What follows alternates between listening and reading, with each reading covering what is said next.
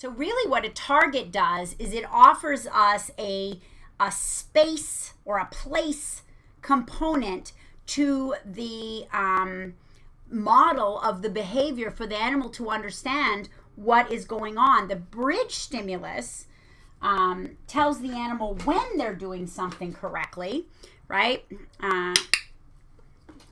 But there's a lot of behaviors that are going on at any given moment, especially if you're an active individual.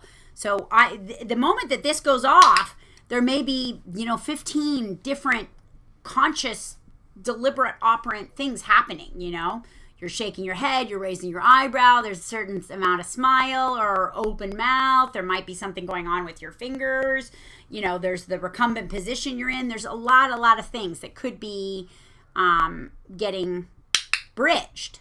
So what the problem of the scan and capture technique is using only a bridge. It's not very specific because of that. But with the intersection, as you see in this graph, with the intersection of the place where the behavior is occurring and that moment, it's a lot easier to hone in for the animal on the information about the specifics of the behavior. Okay, well, at least we've isolated it to my elbow and things my elbow was doing at that X moment. So this technique enhances the communication and the understanding for the animal by really focusing in on where that behavior is occurring as well as when. And it does that better than any other technique out there by a landslide as far as that goes. As a result, it is highly good for your relationship. So here is a little overview video just for you using the sea lion, showing off some of the targets that she has. I'm going to actually, this sea lion can generalize. I can instantly create a target anywhere on her body by labeling it target and pushing at the area and then pulling back. But I don't demonstrate that in this video.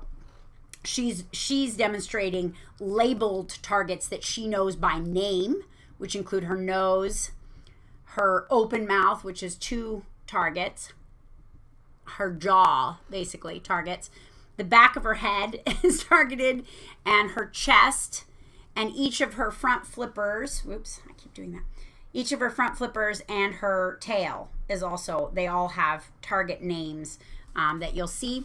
And then I put these targets together into a sequence to show you how I use them to create a particular behavior, the behavior of rolling over. All right, so let's watch that for a moment. The primary target for the sea lion is the muzzle target. However, to create more complicated behaviors, we just add more target points on. So there's the front flipper target. Useful for examination. Back flipper target. It's the tail target. This sea lion also knows several other body targets. She knows the head target. Good. She knows the chest target. Good. And she knows how to divide her muzzle target up so that we can open her mouth and look inside. Okay. Now, if we want to use these targets to create more complicated behaviors, we can create a rollover behavior. Using the muzzle target to hold the head, the front flipper comes under, drop the muzzle target down, pull the top flipper over, and the lower flippers forward. The lower flippers usually get stuck actually under the animal. In the process of that, that animal obviously had been trained to do that behavior, and I was just re-implementing. I'd taken those targets out and I actually put them back in just to show you how they worked. But she was so familiar with the behavior that her rear flippers, her tail, didn't get stuck in the glued to the ground position that it normally will be, which will require a target to pull it forward and under.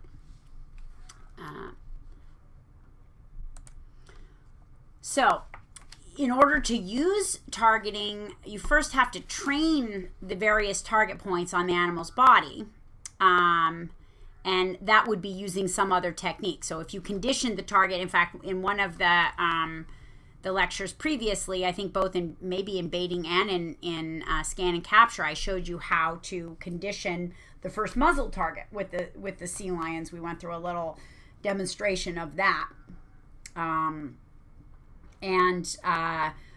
I typically use either scan and capture or baiting to form targets, although technically you can use any of the techniques previously mentioned to form targets. And I know people who do form targets using either mimicry or manipulation, or I like baiting and scan and capture because I like the animal operating out on its environment, which the target should be a draw. The target actually gets its first.